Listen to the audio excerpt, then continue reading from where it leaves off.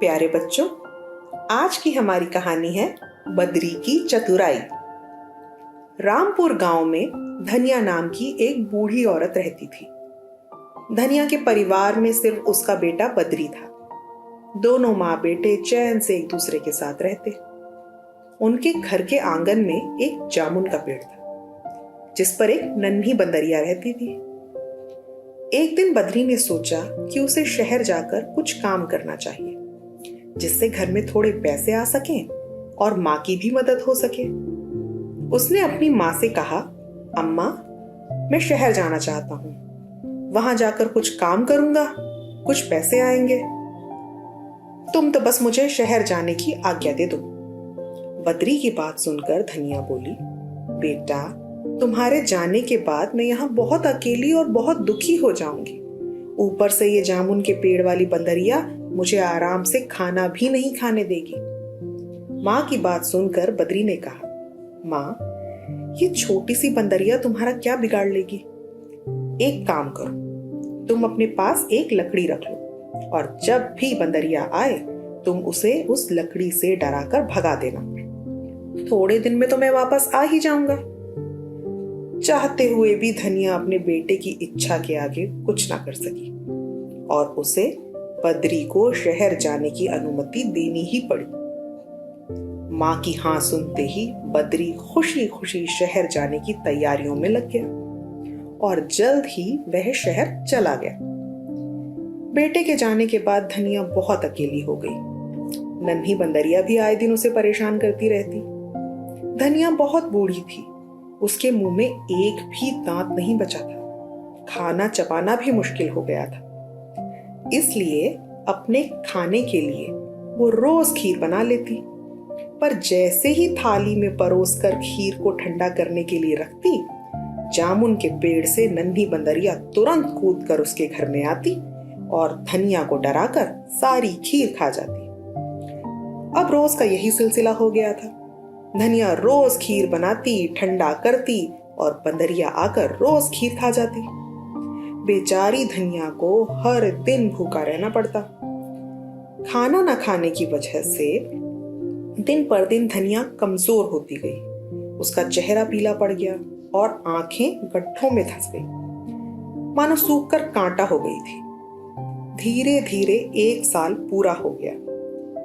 जब बद्री शहर से लौटकर आया तो अपनी माँ की ऐसी हालत देखकर हैरान रह गया।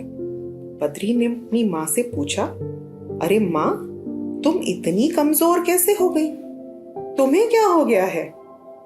धनिया ने दुखी होकर कहा, अरे बेटा, मुझे कुछ नहीं हुआ, लेकिन इस बंदरिया ने तो मेरी नाक में दम कर रखा है।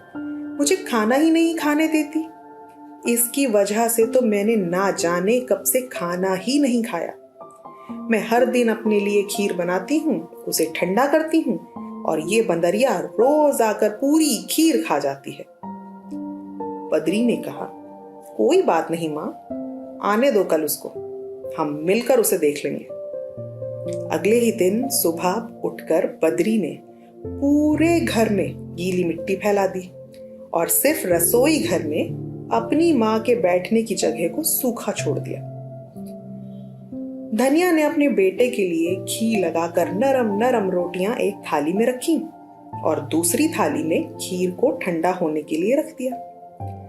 अपनी रोटियां लेकर दोनों माँ बेटा खाना खाने के लिए बैठे ही थे कि बद्री ने जोर से आवाज लगाई, बंदरिया, अरे ओ बहन बंदरिया, खीर तैयार है, आकर खा लो।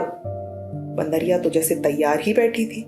आवाज सुनते ही तुरंत छलांग लगाकर आंगन में आ गई, पर अपने चारों तरफ गीली मिट्टी फैली देखकर बंदरिया बड़े नखरे से नाक मुंह भौं सिकोड़कर बोली, कहाँ बैठूं? हर जगह तो गीली मिट्टी फैली हुई है। बद्री ने उसे आग में तपा हुआ पत्थर दिखाकर कहा, अरे बहन बंदरिया, इस सोने के पत्थर पर बैठो। ये मैं तुम्हारे लिए खास तौर से शहर से लाया हूं। खुश होकर बंदरिया फौरन कूदकर पत्थर पर बैठ गई, पर पत्थर पर बैठते ही उसके मुंह से जोरदार चीख निकली, क्योंकि पत्थर पर बैठते ही बंदरिया पूरी तरह से जल गई थी। हाय राम, मैं तो जल गई, हे भगवान कोई बचाओ। ये कहते हुए बंदरिया वहां से वापस भाग गई। बंदरिया के भाग जाने के बाद बद्री ने अपनी माँ को प्यार से समझाते हुए कहा, मेरी भोली माँ, आज जो मैंने बंदरिया के साथ किया है, ये सब तुम पहले कर लेती तो बंदरिया को अपना सबक भी मिल जाता और वो तुम्हें कभी परेशान भी नहीं करती। पर चलो, अब बंदरिया ने भी अपना सबक सीख ही लिया है और अब वो तुम्हें तंग करने के लिए फिर यहाँ नहीं आएगी। धनिया ने अपने बेटे बद्री को बड़े प्यार से देखा और उसकी चतुराई पर बहुत खुश हुई। अब धनिया ये जान चुकी थी कि कैसे छोटे छोटे तरीकों से बड़ी बड़ी मुश्किलों को हल किया जा सकता है। अच्छा बच्चों, तो हम कल फिर मिलेंगे एक नई कहानी के साथ।